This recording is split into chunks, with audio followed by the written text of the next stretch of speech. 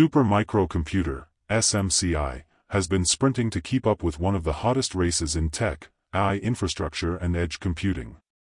The company just tightened its financial shoelaces with a big new credit facility while insiders continue to put serious equity where their mouths and paychecks are.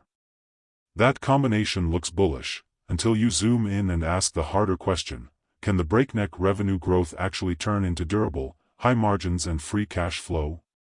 Supermicro secured a major revolving credit facility and other credit arrangements to fund expansion and working capital. The company-level announcements and filings show aggregate commitments up to $2.0 billion, with earlier and later coverage noting tranche sizes and optional increases.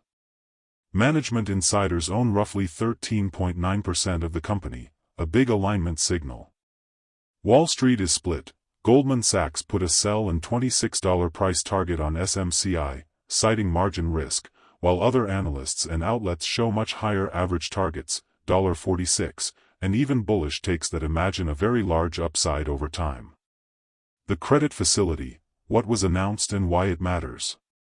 On January 6, 2026, Supermicro's investor relations page published that the company had entered a revolving credit facility providing for aggregate commitments of $2.0 billion with maturity in late 2030, a move intended to provide working capital flexibility for expansion. That announcement was echoed and parsed by multiple market outlets.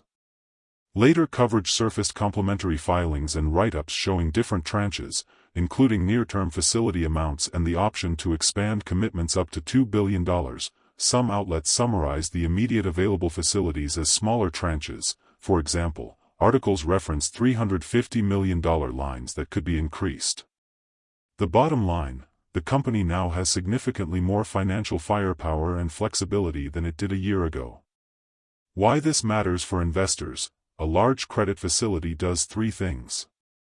First, it buys Supermicro time to scale manufacturing, liquid cooling capacity and edge deployments without scrambling for short-term cash. Second, it signals that banks and lenders are willing to back the company's business plan, subject to covenants. Third, it creates an obligation, covenants and interest, that sharpen the need to convert growth into cash flow and profits. In short, credit lines are runway, not an earnings guarantee. By the way, if you are benefiting from the content so far and want more like this, like the video, it means much to me, or hit the subscribe button and comment the word more. Just go ahead and type the word more so I know. Now that you have commented, let's continue. Insiders, 13.9% ownership and why that's a loud signal. Insiders, executives, directors and key personnel, collectively own about 13.9% of SMCI's shares. That's a striking figure for a mid-large cap company and places Supermicro on lists like top growth companies insiders favor, where insider ownership is often framed as evidence of conviction. Data aggregators like SimplyWallST and Yahoo Finance show the 13.9% insider stake. That's not pocket change faith. Why that matters: insider ownership aligns management incentives with shareholders. If the stock goes up, insiders benefit. In a growth story that requires capital deployment, manufacturing lines, liquid cooling factories, inventory for GPU server builds, insider skin in the game reduces certain kinds of agency risk and signals long-term confidence. On the flip side, insiders owning a lot can also tie the stock's fortunes to a small set of decision-makers, good when they're right, risky when they're not. The revenue story: real growth, but margin questions remain. Supermicro's revenue growth over recent periods, driven largely by GPU-accelerated server demand for AI training and inference, plus edge deployments, has been dramatic. The firm has shown large year-over-year revenue increases. Some outlets note strong FY 2025 figures and accelerating 2026 bookings, and it's clearly a go-to supplier for certain segments of AI infrastructure. The central problem: revenue growth doesn't equal margin expansion automatically.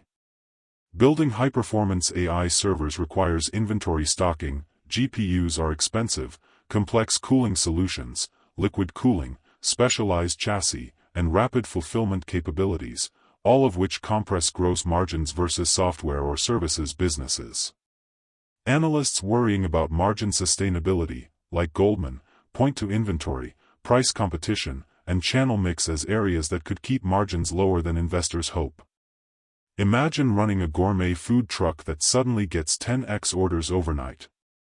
You can grow revenue fast, but if you've got to pay premium prices for fresh ingredients, hire more cooks, and rent kitchen space right away, you may not make much profit on those early sales. The same math applies to Supermicro's growth surge. Partnerships and edge momentum, the product story behind the growth. Supermicro's growth isn't just because enterprises need servers.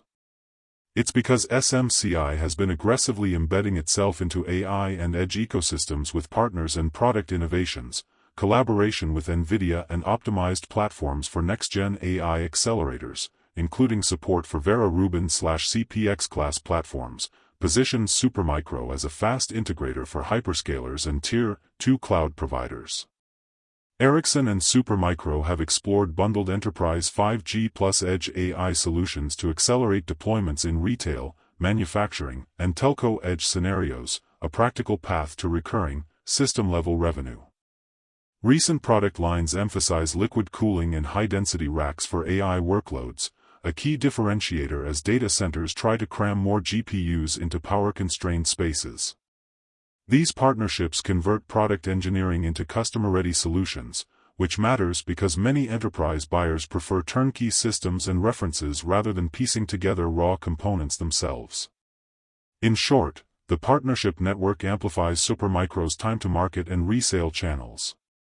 A piece suggested SMCI could be a $1 trillion market cap company by 2035. That is something that hinges on a long chain of assumptions: massively scaled margins, dominating market share across global AI/edge systems, recurring revenue conversion, and a benign macro environment. And it's not out of possibility of happening. Note this as well. Do you want peace at heart? John 1:29 tells us that, "The next day John seeth Jesus coming unto him, and saith, Behold the Lamb of God, which taketh away the sin of the world.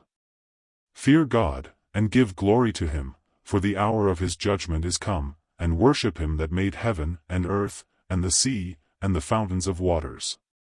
Revelation 14 verse 7. I appeal to you to fear God and obey his law. For his commandments are sure and his word everlasting. Do not be afraid, do not be discouraged. Want more information? Please check the description section. That's the end for now. If you have watched until the end, drop a comment like this: "I stayed until the end." Just comment that I stayed until the end. When I see this comment, I will give you a heart. 3 more favors I request from you. First, like this video, subscribe and then turn on the notifications bell. If you do this, you greatly encourage me to continue bringing to you insightful information. Do not miss out on our future videos full of insight. All I am asking is your subscription. Thanks for joining us today. Your support means so much to us. Do not hesitate to share this video to help someone who may benefit. I recommend that you watch the next video, subscribe to the channel and share your thoughts about today's video. Wish you God's blessings and care. Wait, watch and pray. See you in the next video according to God's will.